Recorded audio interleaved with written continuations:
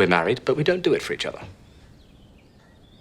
We finally agree. Huzzah! Welcome to MsMojo, and today we're counting down our picks for the best dramatizations of historical beefs. For this list, we're talking about historical feuds, so sorry, but Katie versus Regina George doesn't count. I knew how this would be settled in the animal world.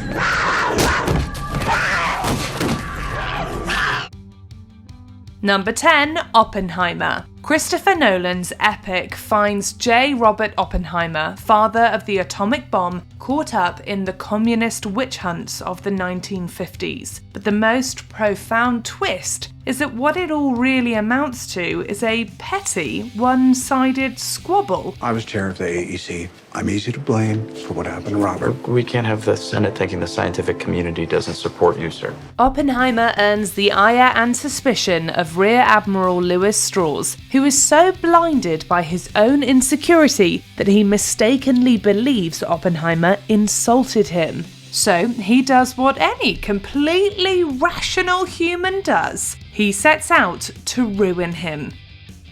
No trial. You can't give Oppenheimer a platform. You can't martyr him.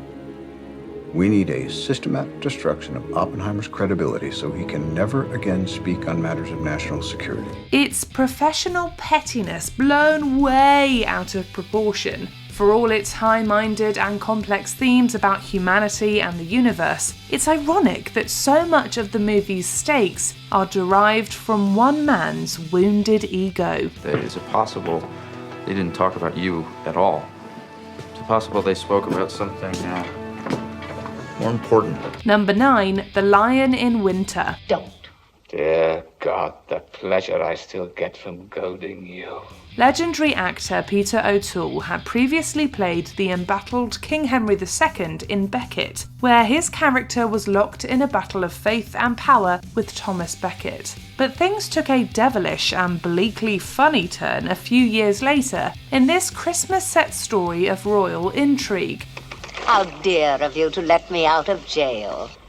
It's only for the holidays. Katharine Hepburn won an Oscar for playing his queen, Eleanor of Aquitaine, whose sons with the king vie for their father's throne. The estranged royal figures feel more like sparring partners than a married couple. Their attempts to outwit each other are as hilarious as they are disturbing, but that's what family's all about, isn't it? We have a pack of barons we should look the loving couple for.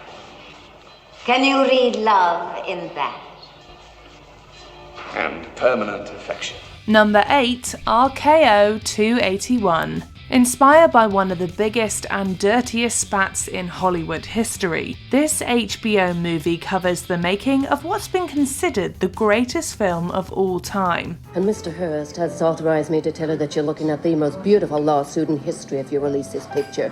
He'll bleed your little studio dry and you can all go on back to New York and do Shakespeare with a boy wonder. Liev Schreiber stars as director Orson Welles, and James Cromwell is the publishing mogul, William Randolph Hearst, one of the people on whom the classic Citizen Kane is based. Unlike the movie that inspired it, it's a bit juicier and outright in its attempts to be salacious, but it's a stylish and effective piece of Hollywood gossip. What are they going to do, Mank?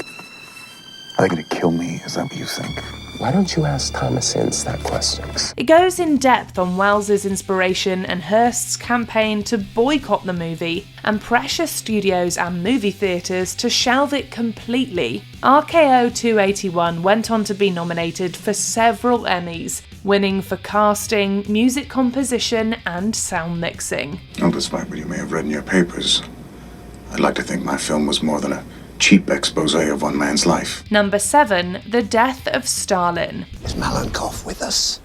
Trust me, 100%. Shit. So you're on board then, Molotov? Yeah. Okay, you've got me then, Nicky. Writer-director Armando Iannucci is no stranger to treating politics like high comedy. He is the creator of Veep and In the Loop, after all. History buffs expecting a straightforward retelling of the power struggle between Nikita Khrushchev and Lavrenti Beria will either be shocked or knocked completely off their guard. I will nominate some scapegoats. We can arraign a couple of the officers who fired. Though it takes place in the wake of Soviet dictator Joseph Stalin's 1953 death, it appears tailored to the politics of the moment, specifically 2017. The Death of Stalin makes history come alive with raucous, vulgar, and cynical comedy. Clearly, this touched a nerve with the Russian government. They banned it outright. I would like that one destroyed.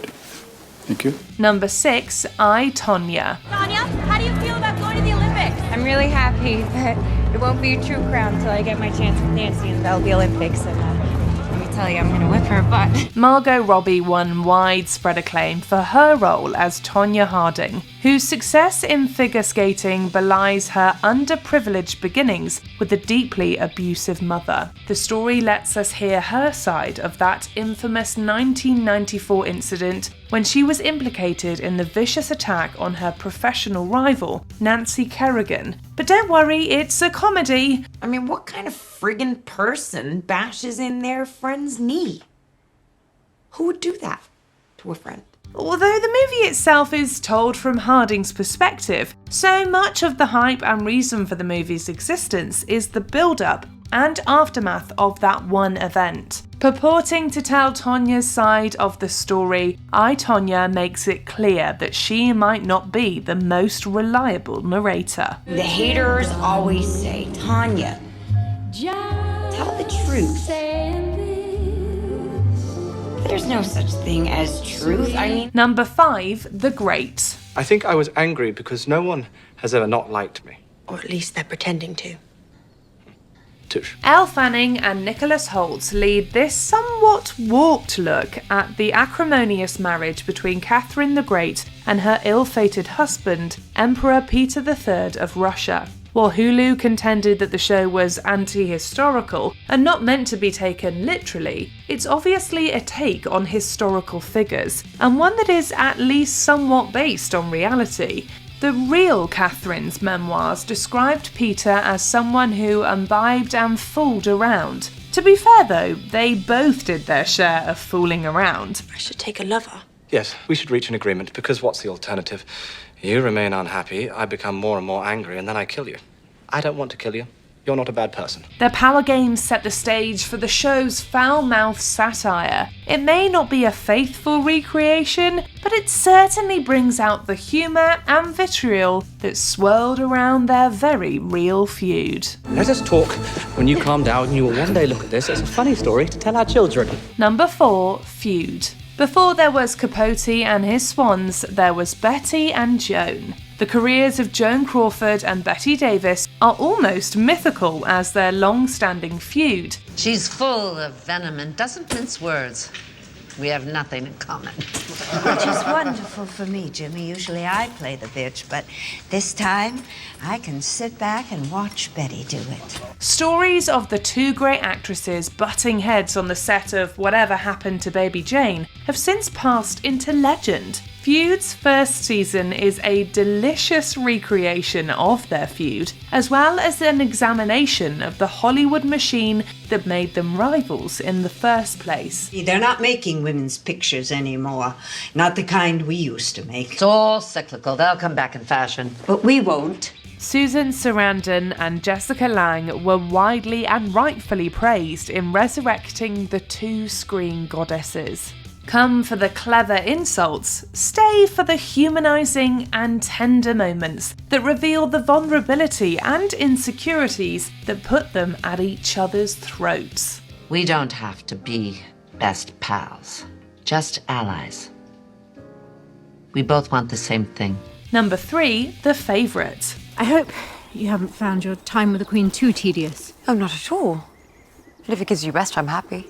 It's an 18th century love triangle between the Queen and her two favourite women. This Oscar winner was based on the increasingly unfriendly competition to be a favourite of Queen Anne of England. Lady Sarah Churchill, an ancestor of the future Prime Minister, and Abigail Masham find themselves at odds over who will take the place as the Queen's favourite at court and in bed. If you do not go, I will start kicking you and I will not stop.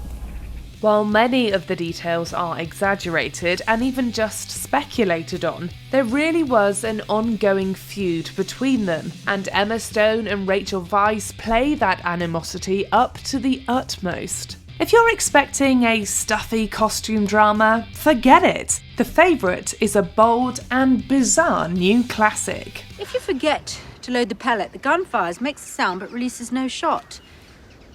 It is a great jape, do you agree? Yes.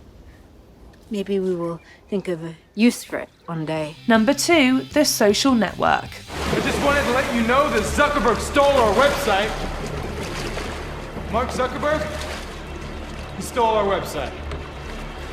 It's been live for more than 36 hours. Jesse Eisenberg plays Mark Zuckerberg, the co-creator of Facebook, in this 2010 biopic. The social media juggernaut's beginnings are retold as Zuckerberg finds himself in a potentially ruinous legal battle with twin brothers Cameron and Tyler Winklevoss. Through their lawsuit, we learn of how the website came to be. You know, you really don't need a forensics team to get to the bottom of this. If you guys were the inventors of Facebook, you'd have invented Facebook.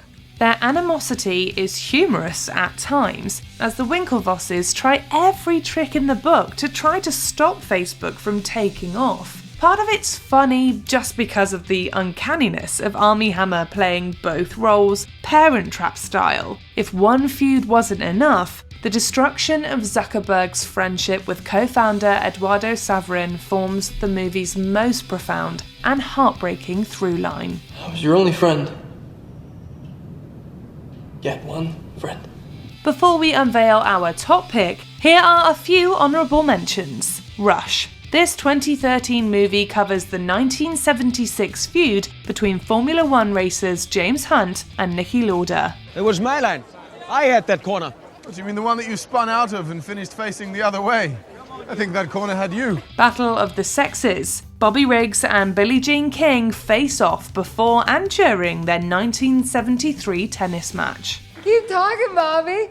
The more nonsense you spout, the worse it's gonna be when you lose. Well, I'm the ladies' #1. I'm the champ. Why would I lose? Because dinosaurs can't play tennis. The Untouchables. Based on the TV show, G-Man Elliot Ness battles Al Capone and his bootlegging empire. You're here because you got nothing. You got nothing in court. You don't got the bookkeeper. You got nothing.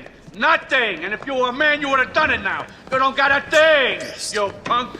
Tombstone. Retired lawman Wyatt Earp faces the Cowboys at the OK Corral. We're here to disarm you. Throw up your hands.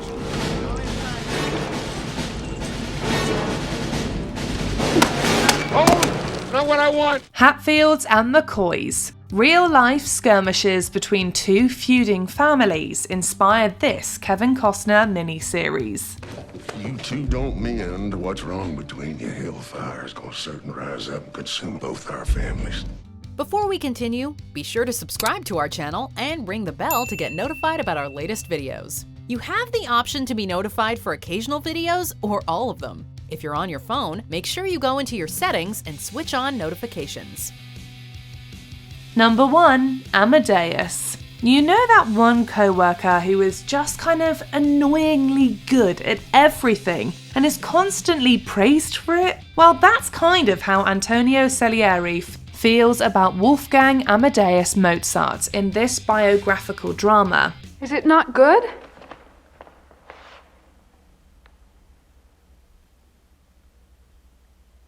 It is miraculous. They may both be composers, but they're in different leagues. Salieri is the self-serious, frustrated wannabe, while Mozart is a prodigiously talented and widely celebrated genius. Boastful, lustful, smutty, infantile boy. And give me for reward only the ability to recognize the incarnation.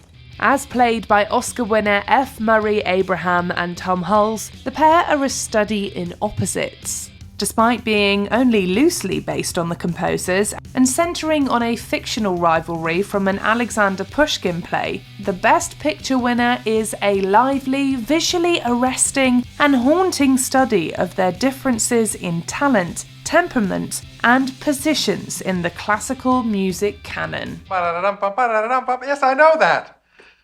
Oh, that's charming. I'm sorry, I didn't know you wrote that. I didn't. Do you agree with our picks, or are you ready to start a feud? Pick a side in the comments. I'll never let you loose. You led too many civil wars against me. And I damn near won the last one. Do you agree with our picks? Check out this other recent clip from MsMojo. And be sure to subscribe and ring the bell to be notified about our latest videos.